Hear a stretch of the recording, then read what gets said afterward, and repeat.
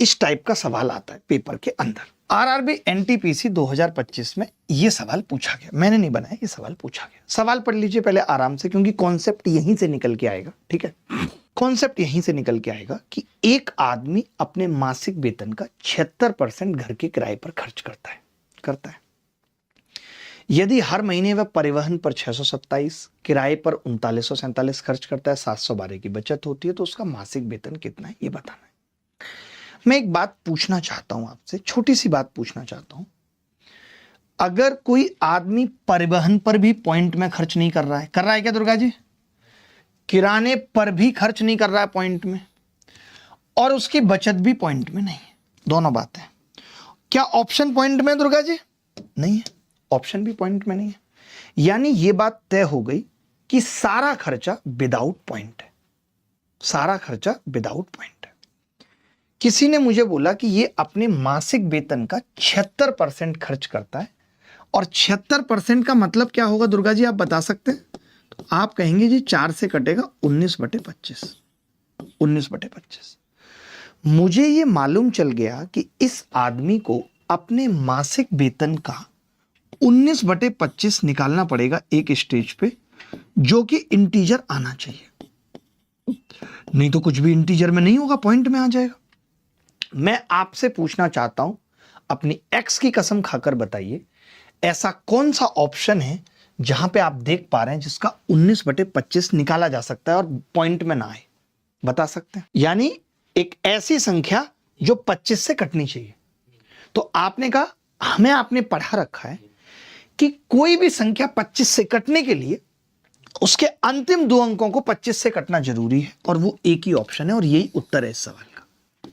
मैंने ये कहा, अगर मेरा खर्चा परिवहन पे पॉइंट में नहीं है, किराने पे पॉइंट में नहीं है, शेष बचा पॉइंट में नहीं है, उत्तर पॉइंट में नहीं है, इसका मतलब मैं जो भी 76% निकालूंगा 19/25, वो 25 से कटना चाहिए, और 25 से एक ही ऑप्शन कट रहा है।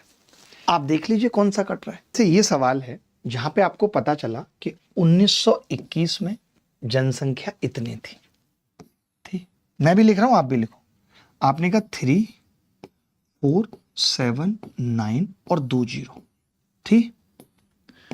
आप कह रहे हैं कि हर 10 साल में 50% बढ़ जाती है। हर 10 साल में 50% का मतलब कितना होता है दुर्गा जी? 1/2 होता है या नहीं होता? तो 1/2 का मतलब कितना हो गया कि 2 पे 1 बढ़ जाना, मतलब 3/2 हो जाना, और फिर 3/2 हो जाना। ये बात तो तय है। तो मैं इतना समझ पाया दुर्गा जी। आप मुझे बताइए, इसमें 5 है या नहीं है? बताइए पहले, है या नहीं? है ना, 0 है तभी 5 है, और 5 नीचे है, यानी जो भी उत्तर आएगा 5 तो रह जाएगा। क्या ये 5 से कटेगा? क्या ये 5 से कटेगा? क्या ये 5 से कटेगा? मैं कुछ भी नहीं देखूंगा और सीधे उत्तर लगा दूंगा कि भैया इस सवाल का उत्तर बी होगा, क्योंकि 25 से कटने वाला होना चाहिए, और 25 से वो ही कटता है जिसके अंतिम 2 अंक 25 से कटते हैं। मैं नहीं करूंगा पूरा, ये एनटीपीसी 2025 में है। अगर मैं आपको ऐसी आदत, अब एक बच्चा लिख रहा है 9 से डिवीजन नहीं करेंगे आप, अच्छे तक अल्ट्रा कैल्सी ट्रिक में भी सीक्वेंसिंग है, कब डिजिटल सम लगाना है, कब यूनिट डिजिट लगानी है, कब 9 की आप बताइए, 9 से चेक करना ज्यादा आसान है पेपर में, या 25 से चेक करना, या 5 से चेक करना? जब मुझे पता है कि 5, 2 0 आने का मतलब ही है, सुनो मेरी बात, 2 0 आने का मतलब है दुर्गा जी 5 की घात 2। 2 0 का मतलब 1 0 में 1 5 होता है। ये सवाल शायद आप ओरल बता देंगे, ओरल बता देंगे दुर्गा जी, आप बता देंगे ओरल जल्दी।